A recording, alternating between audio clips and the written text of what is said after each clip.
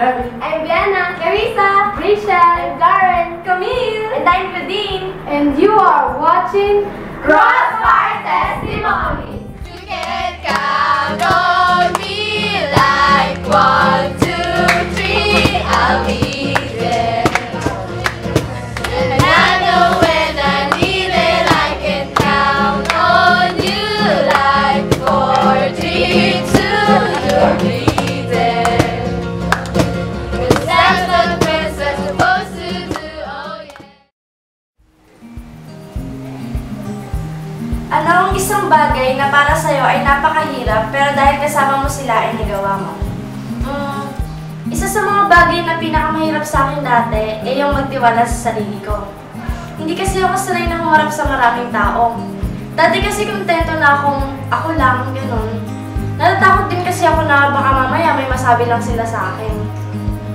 Yung goal ko lang kasi dati, mapasaya yung yung lahat ng tao. Pero simula nung umattend ako sa Crossfire, makabilang sa cell group, at syempre simula nung makilala ko itong mga tao to. Simula nung makilala ko sila, natutunan kong magtiwala sa sarili ko kasi marami pala akong kayang gawin. Tsaka hindi ako nabubuhay para sa standard ng ibang tao, kundi para sa standard ni God na alam kong tanggap ako kung sino ako.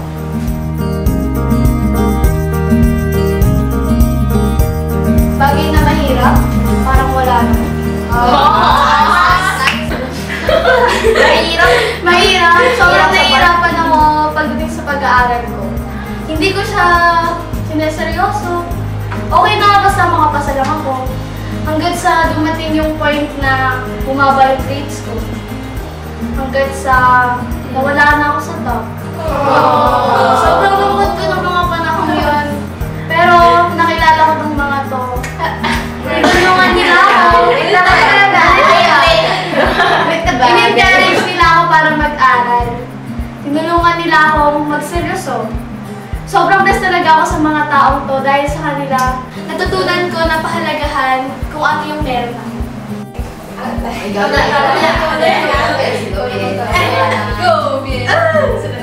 Paano nakaka-apekto sa'yo nung na-realize mo na mas mahalaga pag may kasama?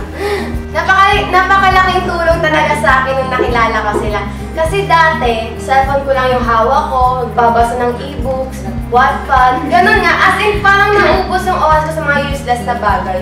Pero nung nag-church ako, nag-cell group, tapos umalin ako ng Crossfire, doon ko na-realize na mas masaya pala, tsaka maganda pag may kasamang iba. Ako naman! Okay na.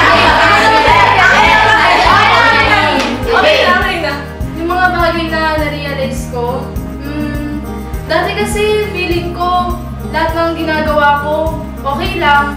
Dumating nga sa point na parang asama na tingin sa akin ng ibang tao. Mali na pala yung ginagawa ko. Gaya ng yung pagiging tamad sa pag-aaral. Ako yan. Tamad ka pa niyan, tamad ka pa niyan. Hindi naman obvious. Yung magsisinungaling, tsaka yung pagiging selfish. Pero nung nalaman ko na mahalaga pala na may kasama, kaya syempre guys, sabi lang. Nung nalaman ko na mahalaga pala na may kasama, tinulungan nila ako na itama yung mga mali desisyon ko. Syempre, higit sa lahat, sila yung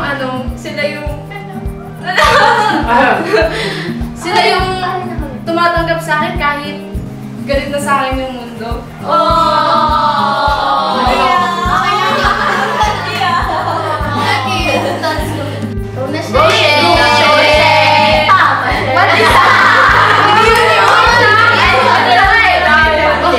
What is my happiest moment na kasama ko kayo? Ito yung happiest moment na kapag kasama ko kayo. Na-experience ko yung mga bagay na hindi ko na-experience dati. Lalo na in-invite niyo ako sa Crossfire, tapos nagkaroon ako ng kasaya. So, hindi ko talaga makakaya. Hindi natin maliwasan yung mga harutan, mga kulitan. Tapos may time nga rin na pag oras na nauwian natin, parang ayoko na umuwi ng bahay kasi nakakamiss ka agad. Parang, namimiss ko kagad rin na, wala na. Pero masaya pala lalo na pag marami tayong natututunan sa isa't isa.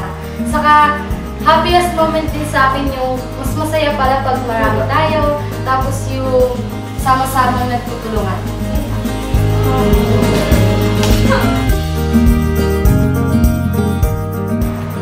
Para sa akin, ano yung pinaka-happiest moment? Yun yung pag nag-cell group kami. Doon na-express ko yung sarili ko. Wait lang. Yung tipong kahit sobrang corny ko, tanggap na tanggap pa rin. True. Corny ka. Corny. And then, kapag sobrang down na down ako, nandiyan yung mga kasel ko, yung mga ka-churchmate ko, sa leader ko pa. Si Kevin ba? Si Kevin ba?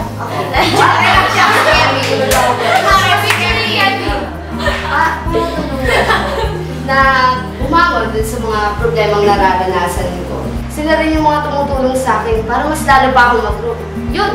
Masaya ako pagkasama ko yung mga kasel ko, mga ka-churchmate ko, sa leader. Guys, may share lang pala ako ng mga verse para sa inyo. Romans chapter 12, verse 4 to 5. For just each of us has one body with many members, and these members do not all have the same function. So in Christ, we, though many, form in one body, and each member belongs to all the others. Lahat tayo, may kanya-kanyang kayang gawin. Dinisign tayo ni God para